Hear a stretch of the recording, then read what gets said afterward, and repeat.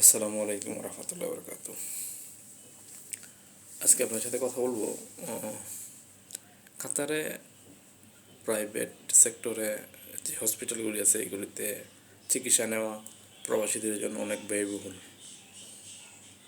তো বেশ কিছুদিন আগে কাতার সরকার সিদ্ধান্ত নিয়েছে যে এই আইডিআর বানাবে না, হেলথ কার্ড আর লাগবে না। হেলথ কার্ডের জায়গায় আমাদের যে আইডি কার্ড আছে এই আইডি কার্ড দিয়েই হেলথ কার্ডের কাজ চলবে আর কি। হেলথ কার্ড আর প্রিন্ট করবে না, শুধু আইডি কার্ডের মাধ্যমেই সেবা নেওয়া যাবে। কিন্তু এটার জন্য কি করা লাগবে, নতুন নিয়ম অনুযায়ী আপনার নর্মাল আইডিতে এই মেডিকেল সেবা নেওয়ার জন্য প্রথমে একটা এনওসি পেপার লাগবে আপনার কোম্পানি থেকে।